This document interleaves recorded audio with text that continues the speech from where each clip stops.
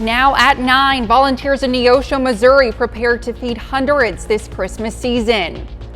Plus, deaf children in Springfield, Missouri get a chance to tell Santa exactly what they want for Christmas. And the FDA has approved a treatment for a disease afflicting 100,000 Americans, but the multi-million-dollar price tag could put it out of reach for most. I'm Caroline Shively in Washington. I'll have that story coming up. The 4 states' most watched news starts now. This is KOAM News at 9 on Fox 14. I'm Elise Noe. An SUV overturned on 7th Street in Joplin this morning, blocking traffic. It happened just after 10 a.m. at the intersection of 7th and Murphy Boulevard. Police say a southbound vehicle on Murphy collided with the eastbound SUV on 7th, causing the SUV to overturn.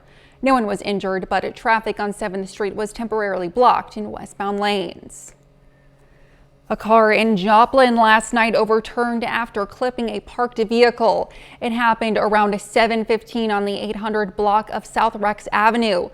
Joplin police say the driver became trapped after her car flipped in between 2 parked vehicles. First responders were able to get her out safely. She was checked out by EMS at the scene, but was not taken to the hospital. Meteorologist Katie Frazier joins us for a first look at weather.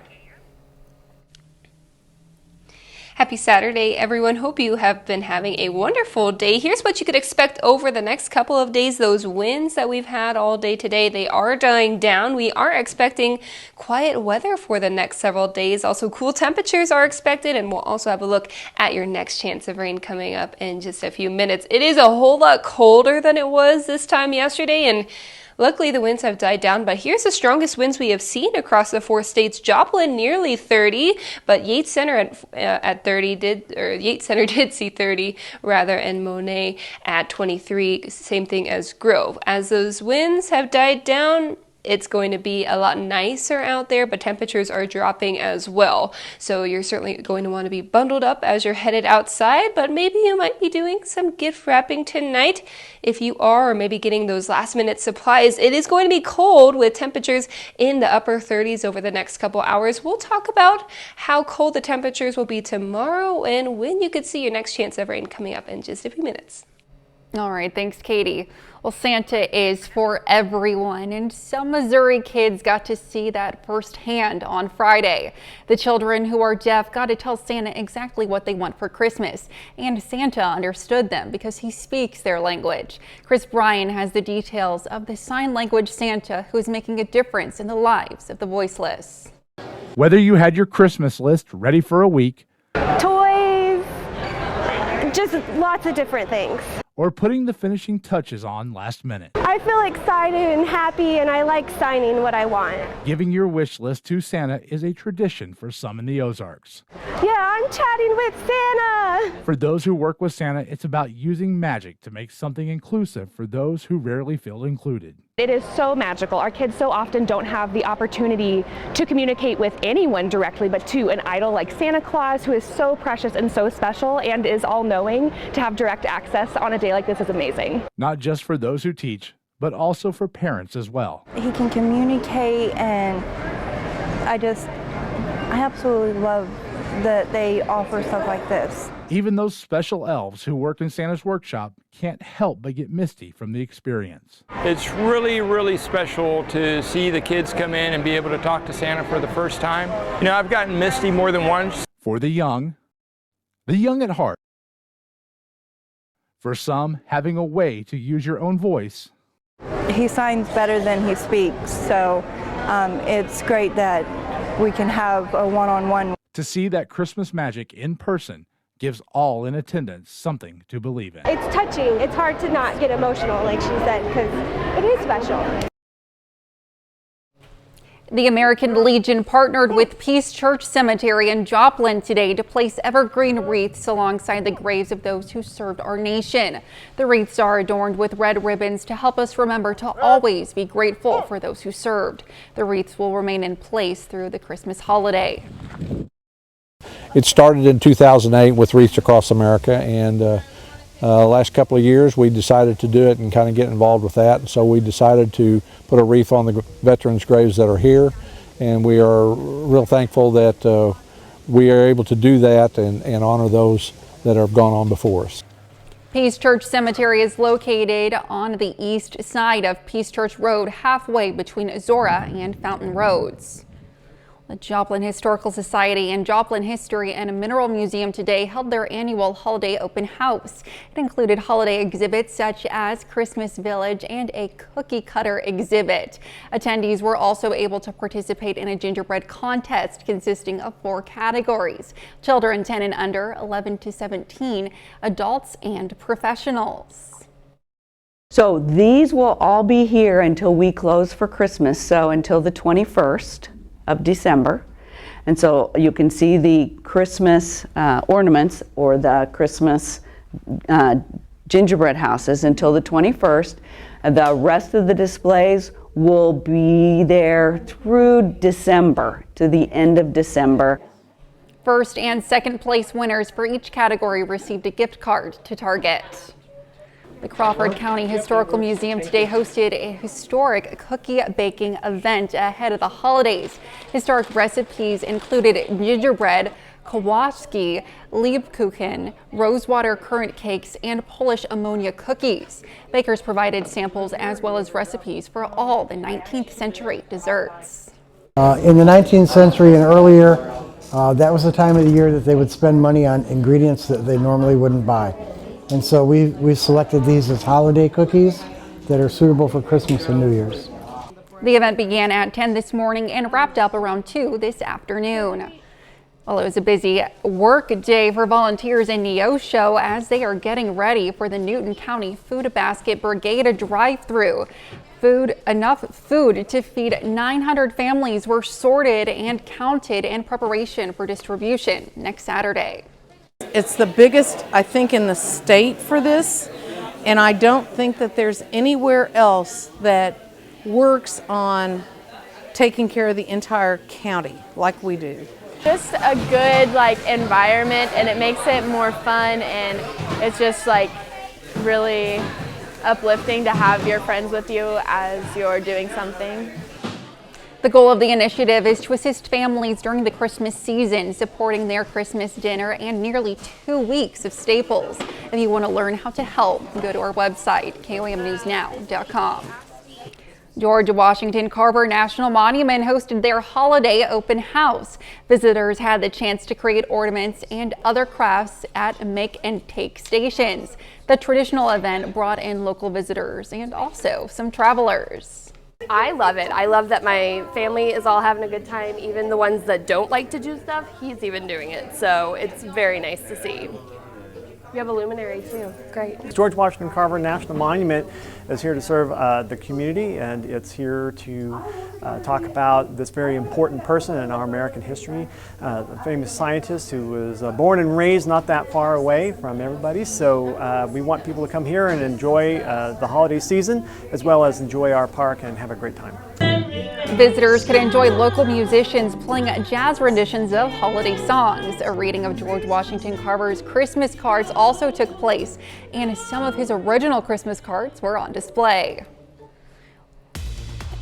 Up next, new research suggests that chronic fatigue syndrome could be more common among Americans than before.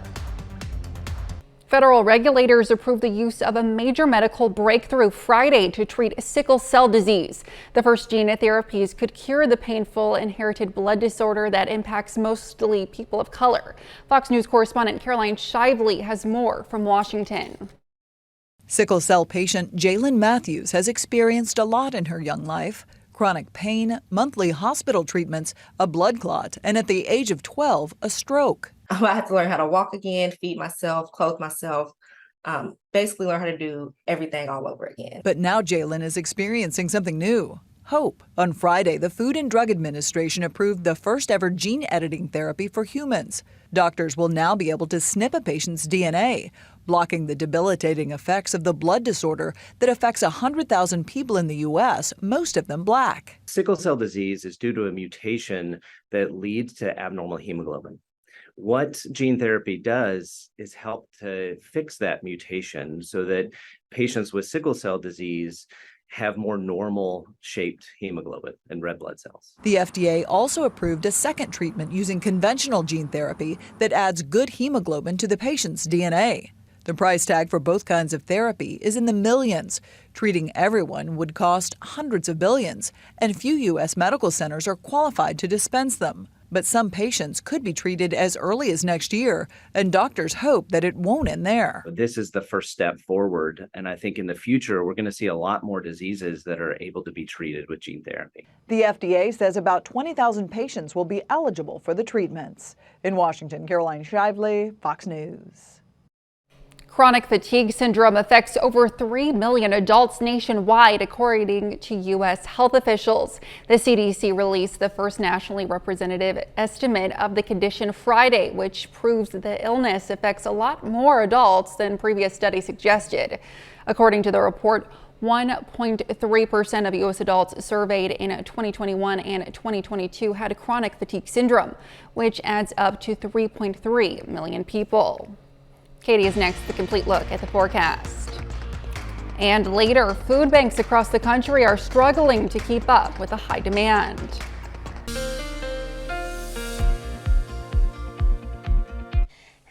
Happy Saturday, everyone. Here's a look at the 24-hour temperature change. Look at this. We are anywhere from 15 to 20 degrees colder across the 4 states. Bundle up out there if you are heading out anytime soon. But here's a look at our Indigo camera, actually, and it is clear. We're not expecting really any weather changes over the coming hours or even the coming days. So quiet weather is expected. Now, as we go through the next several hours, here's what you could expect. Clear skies, winds out of the northwest, chilly temperatures though. By tomorrow morning, they'll be in the mid-20s, and it is going to feel a bit frigid out there for your Sunday, that's for sure. Now, we're not expecting too many clouds across the region for tomorrow, although some will move in by tomorrow evening. You could see anywhere from 4 all the way to 7 o'clock. We could see some clouds moving from the north, temperatures in the 30s by late tomorrow night. So definitely going to be a cool day. Tomorrow will be the coolest day out of the rest of the week. So at least a little bit of good news there if you're looking for warmer temperatures. By Monday morning, still clear. Overall light winds across the 4 states. So we do have a couple events going on. We had some today. We have some more tomorrow. It's a Wonderful Life. The live radio play will be tomorrow at 2 o'clock at the Joplin Little Theater. Temperatures will be in the mid-40s. Definitely an event that will be fun for the family. Light winds expected throughout the day tomorrow, so definitely not going to have a huge impact on your day. But here's what you could expect temperature-wise. They will be ranging to the mid-40s by the afternoon tomorrow. So still above average actually this time of year for the 4 states, but it is going to feel cool out there. Luckily, the winds aren't going to be a factor as they were today. We saw those wind gusts up to 30 miles per hour today. Tomorrow, they should stay below 10 miles per hour. Let's take a look at your next several days. And as you can see, cool is expected, with Sunday being the coolest day out of the next several days. We will have a low chance of rain starting on Wednesday. Now, I'm just expecting a shower or two. Definitely not everyone going to be seeing rain by that time. As we move towards the end of this upcoming week and the next weekend, you could expect a couple more shower chances starting on Friday, and then Saturday it does look like another storm system will move into the area. Temperatures dropping by next weekend, but that storm system will move right out, and by Sunday will be clear, still cool, and temperatures will stay in the 40s, warming up to the low 50s by 2 weeks from now. Coming up, the U.S. blocks a UN ceasefire resolution. Israel is facing mounting international pressure after the United States blocked a UN resolution calling for an immediate ceasefire in Gaza. I'm Nate Foy in northern Israel. I have the details coming up. Mortgage rates drop again, but not enough to overcome one buyer issue. New federal data shows mortgage rates going down again this week, but many prospective home buyers still aren't able to overcome the high housing prices. Freddie Mac's primary mortgage market survey says that the average rate for 30-year fixed mortgage rates dropped about 0.2 of a point to 7.03%, while 15-year fixed rates fell to 6.29%. The number of people in the U.S. suffering with food insecurity has risen, and food banks are struggling to keep up with the demand. Fox's Joy Addison reports. The nonprofit Feeding America says its research shows that American salaries just are not keeping up with everyday expenses. And now 1 in 7 people are struggling with food insecurity. We're also seeing not only the impact of inflation on our guests that come in to shop, we're also seeing it on us as we go to buy food. Jen Muse says the Seattle Ballard Food Bank has to buy a lot more food to meet demand. For us, we are seeing more than double than we saw pre-pandemic. And then we've seen even a greater increase when SNAP benefits were rolled back in February and March. And a couple thousand miles away, the Houston, Texas Food Bank reports similar issues. And not only because food prices are up. So food inflation has only been running about 3% now, but rent inflation is over 7%. And for low-income families, working families, rent can account for 50% or more of their income. So as those costs are continuing to go up, those families, the money's just not going as far, and food tends to be the flexible expense. The United States Department of Agriculture reports from 2021 to 2022, 13.5 million more people became food insecure. We estimate that almost 50 million people visited food banks in the past year seeking help. The federal government and state governments have rolled back almost all of the supports that were provided to people who were struggling during the pandemic at the very time that inflation was taking an extra large bite out of their monthly income. Vince Hall with Feeding America says the only fix is more volunteers and donations. They can donate food, they can donate their time, they can donate their voice and help to enhance this message of hunger being a solvable problem. And we're now in the holiday season, so there is some good news there. According to Feeding America, this is the season where they have the most volunteers and the most donations. In Houston, Joy Addison, Fox News. Up next, hundreds of felines hit the catwalk in Neosho, Missouri for a local cat show. Newton County A&M Fairground in Neosho, Missouri today hosted a cat show.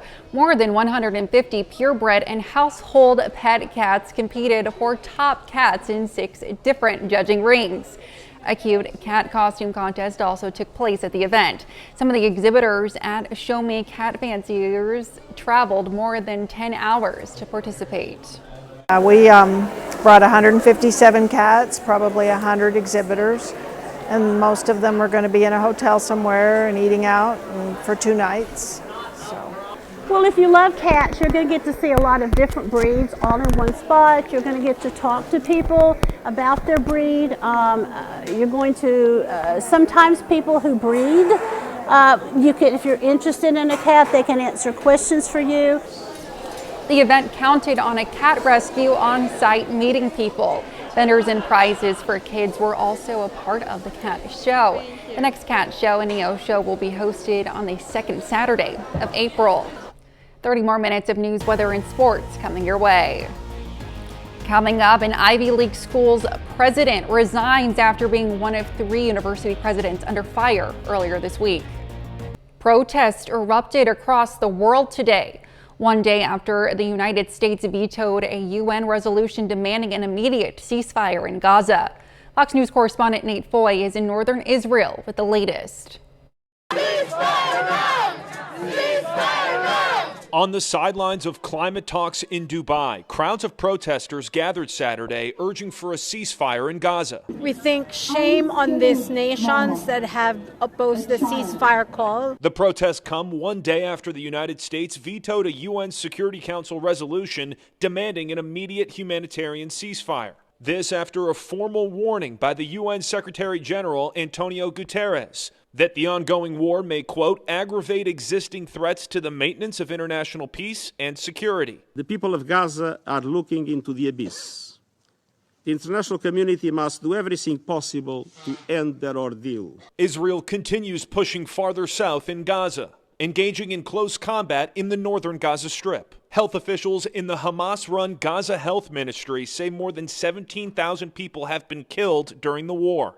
U.S. Deputy Ambassador Robert Wood said a ceasefire would only help Hamas and plant the seeds for the next war. That would not move the needle forward on the ground in any concrete way. Washington instead urges Israel to reduce civilian casualties while conducting its ground operation in Gaza. We do have a difference of view about a ceasefire because we believe that Israel has the right to continue to go after a terrorist organization that is not only continuing to threaten Israel, but is holding hostages. Israeli Prime Minister Benjamin Netanyahu thanked the United States for its veto vote at yesterday's UN Security Council meeting, and Netanyahu said Israel will continue its justified war against Hamas terrorists. In northern Israel, Nate Foy, Fox News. The president of the University of Pennsylvania has resigned following intense criticism of testimony she gave at a congressional hearing on Tuesday. Liz McGill did not say under repeated questioning that calls on campus for the genocide of Jews would violate the school's conduct policy. McGill was in her second year as president of the Ivy League school. The school announced her resignation late this afternoon. The statement said McGill will remain a tenured faculty member at the University Carey Law School. Hunter Biden faces 9 new tax charges as his father readies for what is expected to be a rigorous rematch with former President Trump in the 2024 election year. The president's son is accused of spending millions of dollars on an extravagant lifestyle. Fox News correspondent David Spunt has the latest. Hunter Biden facing another indictment, this time 3 felony and 6 misdemeanor charges relating to his failure to file and pay taxes. Special counsel David Weiss filed the charges in Los Angeles, Hunter's home since 2018. The government alleges the president's son failed to pay at least $1.4 million. According to the indictment, the defendant spent this money on drugs, escorts, and girlfriends, luxury hotels and rental properties, exotic cars, clothing, and other items of a personal nature. In short, everything but his taxes. Weiss says instead of paying Uncle Sam, Hunter spent at least $1.6 million in ATM withdrawals and hundreds of thousands of dollars on payments to various women, clothing, and adult entertainment. Why was he paid these millions of dollars? This is looking more like criminal activity than business activity. Hunter's lead attorney, Abby Lowell, responding this afternoon. He has well stated many times that at the depths of his addiction, something that American families have somebody either in their family or they know, is not behavior that he's proud of, but it doesn't make him into a tax felon. A plea deal with the government fell through in July after a Delaware federal judge questioned what House Republicans insist was a sweetheart deal that would have given Hunter Biden probation but no jail time. The government went back to the drawing board and filed the charges, first in Delaware for alleged firearm crimes, in addition to the California tax charges. In a podcast recorded earlier this week before the indictment, Hunter said he expects his problems to continue thanks to his critics. I've stopped hoping for an end to this because as long as my dad is president of the United States, they're not going to stop. Hunter plans to fight the charges and take his chances with a Los Angeles jury. If convicted on all counts, he could face up to 17 years behind bars. In Washington, David Spunt, Fox News. Still ahead, a cell phone company announces a new AI-powered device created to help people walk.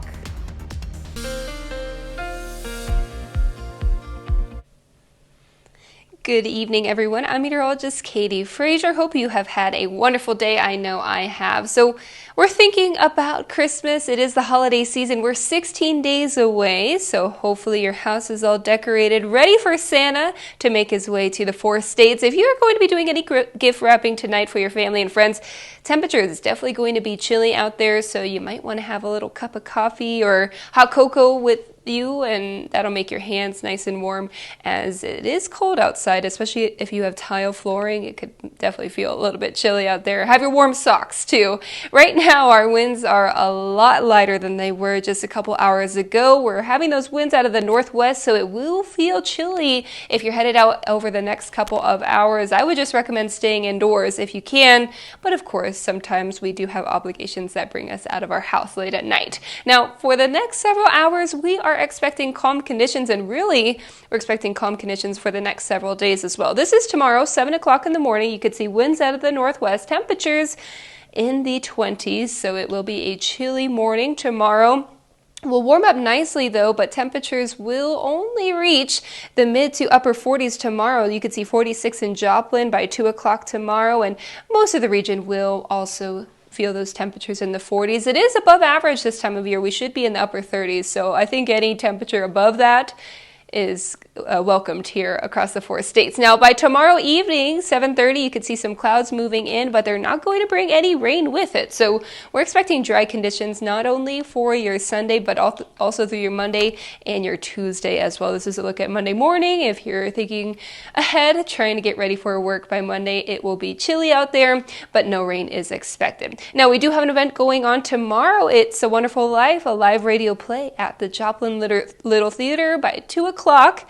Get there. Mid-40s will be the temperatures. Fun for the family. Light winds are expected. So really a nice day if you want to get outside tomorrow, or you might be like me. You want to just have a lazy Sunday. Temperatures, once again, in the upper 40s for you tomorrow. Light winds, couple clouds out and about. So if you don't want to be too lazy, here are some ideas of things you might want to do. Gift shopping. Definitely. You want to get that done ahead of time. Gift wrapping. You could, of course, watch a Christmas movie or bake some goodies. That's fun as well. And delicious too. All right, over your next several days, here's what you could expect. Cool temperatures, and then we will warm up from your Sunday to your Monday, Tuesday, and Wednesday. Temperatures even warmer through the end of this upcoming weekend. We will have low chances of rain for your Wednesday, also for your Friday as well. Saturday looks like it could be a little bit rainy. It's a little far out for us to be exactly sure, but we will definitely let you know. And then as we move towards 2 weeks from now, looking cool and quiet. Coming up in sports, a Pitt State women's basketball player breaks the all-time single-game scoring record. Plus, the Pitt State men's basketball team looks to get a big upset win on their home floor. Buck Baldridge has the highlights and more next in sports.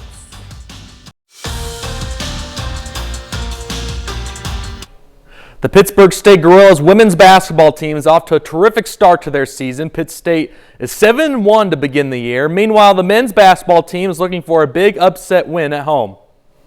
Start things off for the women's side. Pitt State at home facing Central Oklahoma. Pitt State looking to build a win streak. So in the first half, Harper Striner finds Sydney Holmes at the top of the key, and she hits the mid-range shot. Pitt State leads by 5. Late in the first half, Pitt State still up by 5. Grace Pyle from deep, and she hits that one. More on her in a minute. Gorillas going to halftime leading by 2 points. So in the second half, Pyle again from 3. She is money today. She has made 8 3-pointers this afternoon. Later in the half, Gorillas up by 8 points. Sydney Holmes with the and one, count it with the foul. Gorillas are fired up. But let's talk more about Grace Pyle. She was flirting with a single-game scoring record in the second half. Gets the layup to go there and the foul. And Pyle again at the rim with the layup. And then Grace Pyle shoots for Pitt State history right here, and she nails it. She is the new all-time single-game scoring record holder in Pitt State basketball history. Grace Pyle, 41 points this afternoon. Gorillas go on to win this game 95-76. I don't even know, man. I'm just really happy, and to be on a team who shares the ball as well as we do, and this is their accomplishment as much as it is mine. But I think Grace deserves this moment. There's nobody. We have a few very close competitors, but there's nobody that's in the gym more than Grace Pyle, and I would bet that she's been in the gym, more hours over her life than probably most of the people. Over to the men's side now. Pitt State at home facing Central Oklahoma. The Broncos have yet to lose a game this season, so we start things in the first half. Max Alexander gets the jumper to go. Later in the half, it's Marquis English for 3, and he knocks that one down. Nothing but net. Pitt State up by 5 early on. Still in the first. English again from long distance, and he gets another 3. He finished the game with 20 points in this one. So Pitt State trails 33-27 going to halftime. So in the second half, Pitt State down by 8. R.J. Forney gets the 3 ball to go there. Gorillas are on the run now. English to Forney for 3 again, and he buries it. Very next possession, just give it to the hot hand. It's going to be Forney again for 3, and he is just magma hot in this one. Pittsburgh State upsets number 3 Central Oklahoma. Gorillas give the Broncos their first loss of the season. Over to Missouri Southern now. The Lions men's basketball team is home against the Newman Jets this afternoon. Lions get back in the win column after their 6-game losing streak. They win this game 99-77. Vincent Sigmund Jr. 17 points. Martin Macinas had 17 points, 8 rebounds, and 8 assists off the bench. Missouri Southern women were also in action today. Missouri Southern gets the big win. The Lions win this one 97-56. Lions now improved to 5-4 in the season. Chrislyn Jones had acquired 22 points in this one. And then Caitlin Honeycutt, she's coming off her career game last Thursday, and she scores 21 points tonight. We go from college hoops to high school hoops now, and the big rivalry between Carthage and Webb City for the first place game at the Carthage Invitational. It's day 3 of the Carthage Tiger Invitational, and we've got a championship matchup between Webb City and Carthage. Head to the first quarter. Carthage looking to start fast, and it's Justin Ray who makes that happen, gets the 3 ball in the corner there. More on him in a bit. Carthage leads 21-9. Second quarter now, Dylan Pugh passes to Ray, and look at this, knocks down another one from deep.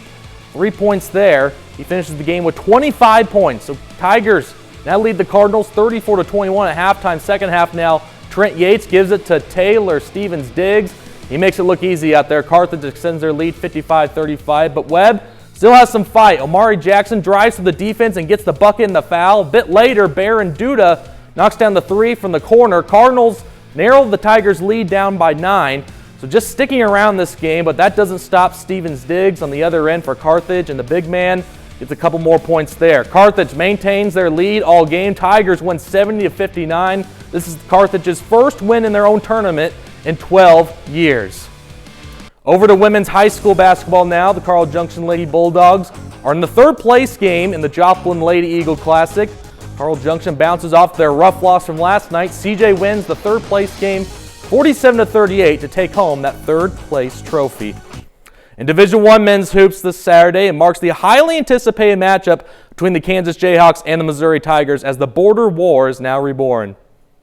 In Allen Fieldhouse, the Kansas Jayhawks meet the Missouri Tigers, and just like old times, Tigers made it interesting in this one, but it was Kansas who was victorious again. Jayhawks win at 73-64. Kevin McCullough Jr. and KJ Adams each had 17 points in this game. Sean East for Mizzou led all scorers with 21 points. Let's look for sports. We're back right after this. One of the latest smart devices is a cane with cell phone capabilities. Fox's Emily Tenser has more details on some of the features and how it works. It's named one of Time Magazine's best inventions of 2023. Yesterday, AT&T announced the world's first ever AI-powered smart walking cane. It's called Can Go, and it's part of the phone company's collaboration with Can Mobilities. The Can Go is basically a phone that's a cane. It's connected to the AT&T network, so you don't even need to have a cell phone or device on you. It tracks your steps and movement on an app that your caregivers or loved ones can have access to, and if you fall, the cane will send out an alert and your caregiver can call and ask if you need assistance, and if you do, they can use GPS technology to send help your way. I was going for a walk and I didn't bring my phone with me on the walk, and I wanted to contact my caregiver directly. With the simple press of a button, I can call my predefined caregiver, in this case Matt, and just like that the call goes through and hey Matt, everything's fine, just showing off the smart cane. You can also use the cane to call your loved ones or vice versa. According to the Census Bureau's 2021 American Community Survey, 30% of American adults 75 and older report struggles with walking or climbing stairs. The cane is now available at Best Buy and costs $400. Up next, a town in Utah comes together to bring Christmas cheer to students with special needs. Folks in the Jordan School District in Utah are doing their part in this season of giving. They, along with the dozens of volunteers, are doing what they can to make this a memorable Christmas for hundreds of students facing financial and other challenges. Fox's Scott McCain has more.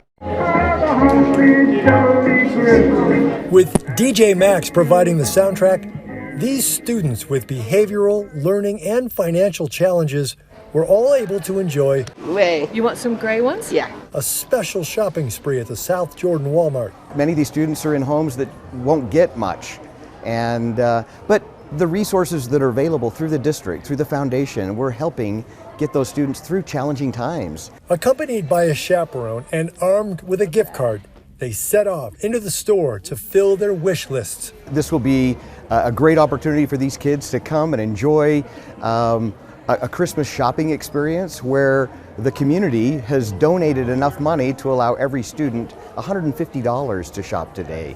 The South Valley School is a post-high school transition school for students with disabilities. Do you like pink or no? The Jordan Education Foundation raising nearly $90,000 to help make a shopping spree possible for more than 600 students. So whether it's a new Barbie, new shoes, some clothing, or housewares, these students get to choose for themselves. The chaperones keep tabs on the total amount, and then it's time to check out. Yeah, I'm excited. I got a Google TV I'm excited to use. So it's like a Chromecast, but yeah. You guys ready for Christmas? That's our time for tonight. Thanks for joining us. We'll leave you with a video of a rare white alligator that was born at Florida Wildlife Park. We'll see you back here next time. Thanks for making us part of your night.